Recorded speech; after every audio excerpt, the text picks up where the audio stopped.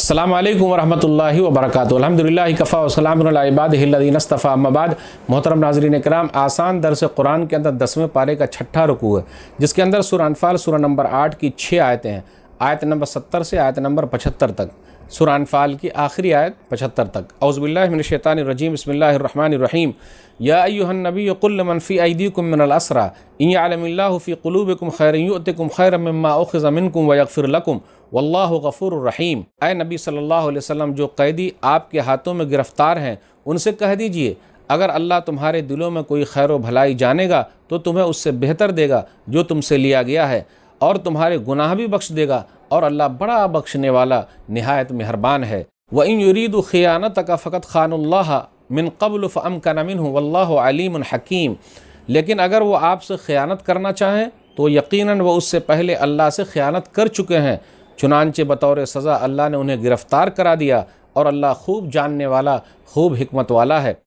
ان الذین آمنوا وہاجروا وجاہدوا باموالہم وانفسہم فی سبیل اللہ والذین آووا ونصروا اولئک بعضهم اولیاء بعض والذین آمنوا ولم یہاجروا ما لکم من ولایتہم من شیء حتی یہاجروا وان استنصروکم فی الدین فعلیکم النصر الا علی قوم بینکم وبینہم میثاق واللہ بما تعملون بصیر۔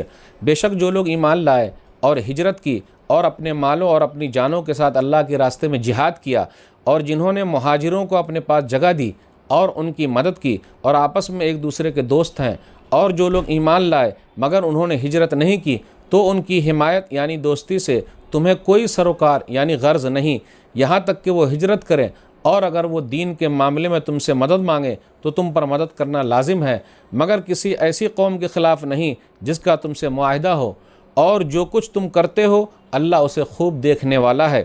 والذین کفروا بعضهم اولیاء بعض الا تفعلوا تکن فتنة فی الارض وفساد کبیر۔ اور جو کافر ہیں وہ بھی ایک دوسرے کے حمایتی یعنی دوست ہیں۔ مومنوں، اگر تم ایسا نہ کرو گے تو زمین میں فتنہ اور بہت بڑا فساد ہوگا۔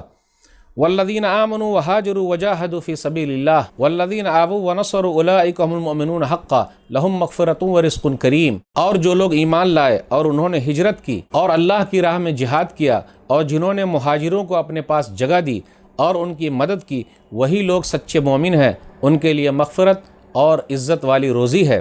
والذین آمنوا من بعد وہاجروا وجاہدوا معکم فاولئک منکم واولی الارحام بعضهم اولی ببعض فی کتاب اللہ ان اللہ بکل شیء علیم۔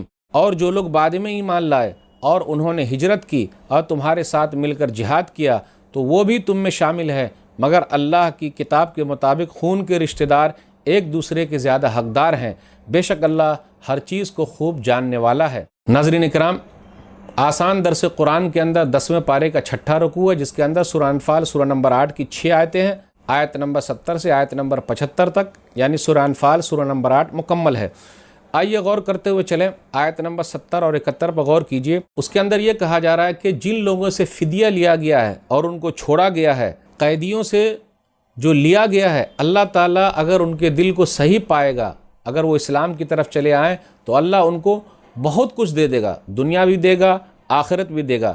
یعنی جو فدیہ تم سے لیا گیا اس سے بہتر تمہیں اللہ اسلام کے قبول کرنے کے بعد عطا کرے گا۔ چنانچہ ویسا ہی ہوا۔ عباس رضی اللہ تعالیٰ نے جو غزوہ بدر کے اندر قیدی تھے، مسلمان نہیں ہوئے تھے، نبی صلی اللہ علیہ وسلم کے چچا ہیں، بعد میں انہوں نے اسلام قبول کر لیا تو اللہ تعالیٰ نے مال و دولت سے خوب نوازا ہے۔ اس لیے کہا جا رہا ہے جو اللہ نے لے لیا اس سے بہتر اللہ تعالیٰ تم لوگوں کو دے گا۔ اب اس کے بعد مہاجرین اور انصار کے بارے میں ہے، ایک دوسرے کے دوست ہیں، اولئک بعضهم اولیاء بعض۔ پھر اس کے بعد یہ کہا جا رہا ہے کافر بھی ایک دوسرے کے دوست ہیں، والذین کفروا بعضهم اولیاء بعض۔ اس کے بعد سچے مومن کی نشانی بیان کی گئی، آیت نمبر 74 اور 75 کے اندر ہے۔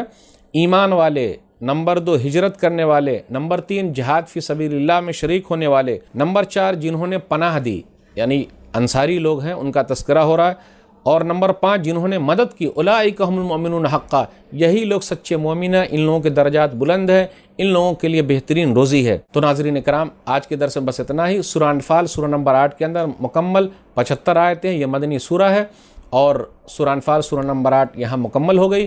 اللہ سے دعا ہے کہ اللہ تعالی ہم لوگ قرآن کریم کو پڑھنے، سمجھنے، عمل کرنے اور لوگوں تک پہنچانے کی توفیق دے، آمین۔ والسلام علیکم ورحمۃ اللہ وبرکاتہ۔